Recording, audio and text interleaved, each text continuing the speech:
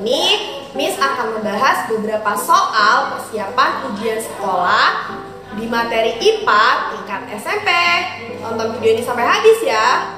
Oke, soal yang pertama, Fatur melakukan percobaan pengukuran pada beberapa benda dan hasil percobaannya ditunjukkan pada tabel berikut.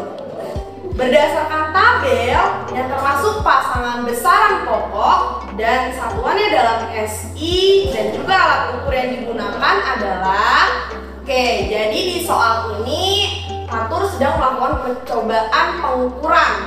Nah, pertanyaannya, mana sih hasil dari pengukuran yang termasuk besaran pokok dan satuannya dalam SI? Berikut alat ukurnya yang tepat.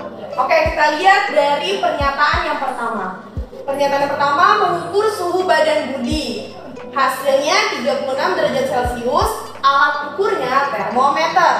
Nah, untuk pernyataan yang pertama, itu masih ada yang salah. Salahnya di mana? Nah, ini di hasil percobaannya. Oke, kita ingat-ingat lagi ya, besaran pokok itu kan jumlahnya ada 7, disingkat jadi SNP jiwa, dimana S-nya adalah suhu, satuannya Kelvin, M-nya adalah massa, satuannya kilogram, T-nya adalah panjang, satuannya meter, J-nya adalah jumlah zat, satuannya mol, I-nya adalah intensitas cahaya, satuannya kandela, W-nya adalah waktu, satuannya sekon, dan A-nya adalah arus listrik, satuannya ampere. Nah, di pernyataan yang pertama ini kan menunjukkan pengukuran suhu.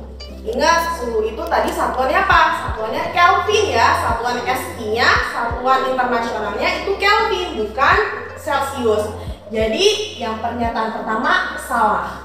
Lanjut pernyataan yang kedua, mengukur keliling ruang kelas. Hasilnya 34 meter, alat ukurnya meteran. Nah, untuk yang pernyataan kedua ini benar ya. Keliling di sini satuannya kan meter. Keliling itu kan bisa mengukur panjangnya. Nah, panjang itu kan satuannya benar ya, meter, alat ukurnya juga meteran. Berarti pernyataan yang kedua betul. Pernyataan yang ketiga, mengukur berat batu. Nah, hasilnya 15 kg, alat ukurnya neraca pegas. Di sini salah ya. Kalau yang satuannya kilogram itu bukan berat, tapi massa. Oke, alat ukurnya juga udah betul. Tapi belum tepat ya. Jadi 3 salah. Yang keempat, mengukur lama waktu siswa berlari. Berarti ini waktu satuannya di sini hasilnya 15 second, berarti udah bener ya. Dan alat ukurnya juga udah bener nih, stopwatch. Jadi pernyataan yang keempat betul. Nah, yang kelima, mengukur massa suatu benda. Hasilnya 50 gram, alat ukurnya neraca. Nah, di sini ada yang salah. Di mana? Satuannya. Satuannya harusnya kilogram, bukan gram. Jadi jawaban yang benar adalah pernyataan 2 dan juga 4.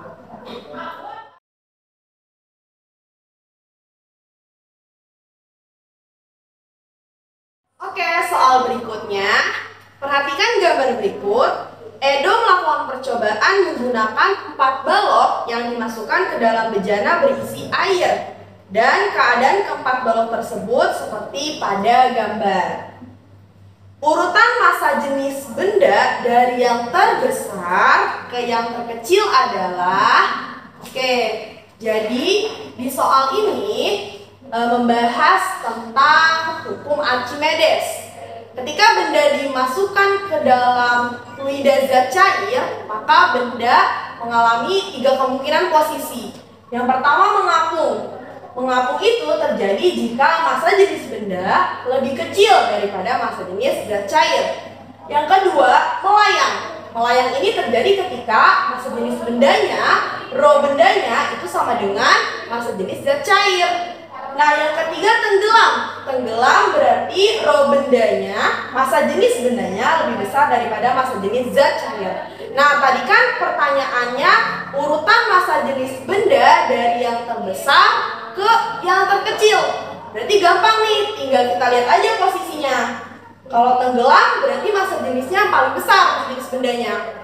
Berarti urutannya P, lanjut R, Dan terakhir adalah Q. Jadi jawabannya adalah PRSQ.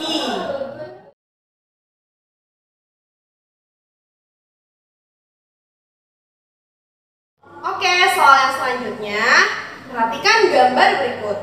Benda P masanya 12 kg dan benda Q masanya 8 kg. Masing-masing diberikan gaya 60 Newton dan 30 Newton serta menempuh jarak yang berbeda seperti pada gambar. Perbandingan usaha benda P terhadap benda Q adalah, oke, berarti di soal ini kita akan mencari perbandingan dari usaha P dan juga usaha Q. Oke, diingat-ingat lagi rumus usaha W sama dengan F gaya dikalikan dengan S perpindahan. Oke, di sini soalnya masing-masing udah ada gayanya ya, terus perpindahannya juga udah diketahui. Berarti bisa kita langsung masukin ke rumusnya. Jadi W1 banding W2 sama dengan F1 kali S1 per F2 kali S2.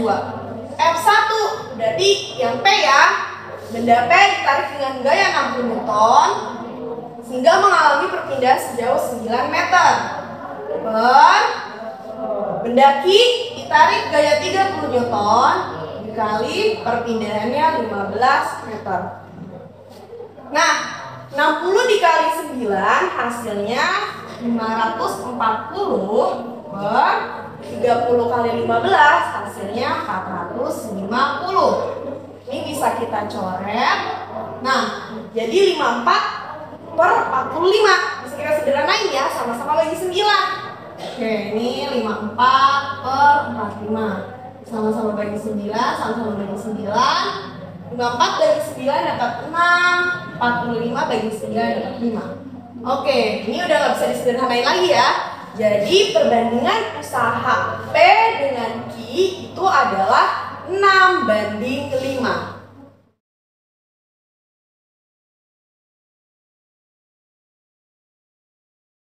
Perhatikan pernyataan berikut. Pernyataan yang pertama, roket mendorong gas keluar dan pada saat bersamaan gas juga mendorong roket bergerak naik ke atas. Pernyataan yang kedua, ketika seseorang sedang berenang, tangan dan kakinya mendorong air ke belakang dan pada saat bersamaan air memberikan gaya dorong kepada orang tersebut sehingga bergerak maju. Pernyataan yang ketiga, penumpang mobil terdorong ke depan saat mobil yang ditumpanginya berhenti secara mendadak. Pernyataan yang keempat, mobil yang bergerak dengan kecepatan tetap. Pernyataan yang sesuai dengan hukum ketiga Newton ditunjukkan oleh nomor. Oke, hukum ketiga Newton itu berbunyi sigma F aksi sama dengan sigma min F reaksi. Oke. Jadi F aksi sama dengan F reaksi, tapi di sini ada tanda negatifnya karena berlawanan. Jadi ketika kita memberikan suatu gaya kepada benda, maka pada dasarnya benda tersebut juga memberikan gaya yang sama, tapi arahnya berbeda. Ya, jadi F aksi sama dengan min F reaksi. Nah, dari keempat pernyataan kita lihat lagi. Yang pernyataan pertama, roket mendorong gas keluar dan gas juga mendorong roket ke atas. Nah, berarti ketika roket mendorong gas keluar, gasnya juga mendorong roket. Nah, itu termasuk penerapan dari aksi reaksi. Pernyataan yang kedua, ketika seorang berenang, tangan kakinya mendorong air ke belakang dan pada saat yang bersamaan air memberikan gaya sehingga orang tersebut bisa bergerak maju. Jadi ketika berenang, si orangnya ini menggerakkan air ke belakang. Nah, air yang ke belakang ini nanti akan ngasih gaya sehingga si orangnya ini bisa bergerak ke depan. Nah, itu juga termasuk penerapan dari aksi reaksi. Berarti pernyataan 1 hukum ketiga Newton, pernyataan kedua juga hukum ketiga Newton. Nah, pernyataan yang ketiga, penumpang mobil terdorong ke depan saat mobil yang ditumpanginya berhenti secara mendadak. Nah, ini termasuk penerapan dari hukum pertama Newton. Nah, pernyataannya terakhir, mobil bergerak dengan kecepatan tetap. Mobil bergerak dengan kecepatan tetap termasuk penerapan dari GLB atau gerak lurus beraturan. Berarti jawaban yang tepat adalah yang 1 dan 2.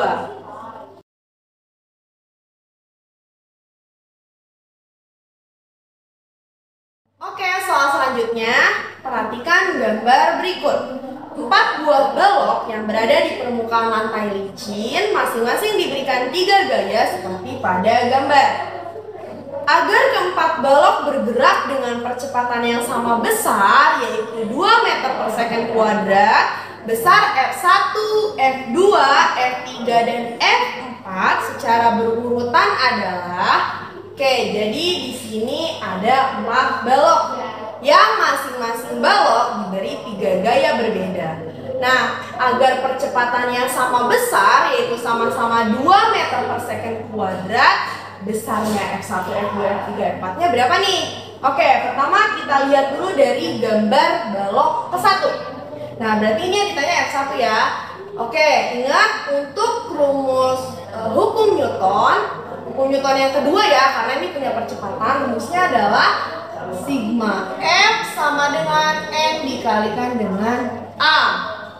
Nah, untuk gaya-gaya yang bekerja, jika searah maka ditambah, kalau berlawanan arah maka dikurang. Oke, kita lihat di sini. Di sini ada F1 arahnya ke kanan, F17 Newton arahnya ke kiri, F5 Newton arahnya ke kanan. Berarti yang searah nih, yang sama-sama kanan, kita tambahin. Berarti 5 ditambah F1. Nah, karena 17 Newtonnya ke kiri, berarti dikurang ya. Dikurang 17 sama dengan masanya 6 dikalikan dengan 2. Ingat tadi di soal punya percepatan yang sama, itu 2 meter per second kuadrat. Nah, 5 dikurang 17 itu hasilnya minus 12 ditambah F1 sama dengan 6 kali 2, 12. Maka F1 nya sama dengan minus 12 nya kita pindahkan ke ruas kanan. Yang awalnya negatif pindah ruas jadi positif. Maka 12 tambah 12 hasilnya adalah 24 Newton. Jadi F1 nya itu 24 Newton. Lanjut kita cari F2 nya. Nah, sama ya rumusnya. Sigma F sama dengan M dikalikan dengan A. Gaya-gaya bekerjanya, F 13 Newton, F 22 Newton, sama-sama ke kanan. Berarti kita tambah 13 tambah 22. Nah, F2 nya ke kiri, berarti kita kurang. Dikurang F2 sama dengan masanya. Oh ya, di soal ini masanya ada 8 kg ya. Ini 8 kg, balok ketiganya 10 kg, balok keempatnya 12 kg. Oke, kita lanjut. Berarti ini 8 dikali 2. 13 tambah 22 itu hasilnya 35 dikurang F2 sama dengan 16. Nah, maka F2 nya aja nih yang kita pindah ruas, jadi dia tukaran sama 16. Jadi 35, 16 nya positif, pindah ruas jadi negatif, dikurang 16 sama dengan F2. Nah, 16 dikurang 35 dikurang dengan 16 itu hasilnya 19. Oke, 19 Newton. Nah, lanjut yang F3 nya sekarang. Masih sama rumusnya, sigma F sama dengan M kali A. Yang searah berarti F28 dengan F3. Berarti 28 tambah F3 dikurang 16 sama dengan 10 kali 2. 28 dikurang 16 hasilnya 12 ditambah F3 sama dengan 20. Maka F3 nya 12 nya pindah ruas. Awalnya positif jadi negatif. 20 dikurang 12 hasilnya adalah 8 Newton. Maka F3 nya 8 Newton. Nah, lanjut yang keempat, balok keempat. Nah, sigma F sama dengan M kali A. Berarti ini 14 Newton ditambah 16 dikurang F4 4 sama dengan 12 kali 2. 14 tambah 16 hasilnya 30 dikurang F4 sama dengan 24. Oke, F4-nya pindah ruas ya. F4 pindah ruas jadi positif, 24-nya pindah ruas jadi negatif. 30 dikurang 24, maka F4-nya adalah 6 Newton. Jadi jawaban yang tepat adalah 24, 19, 8, dan 6.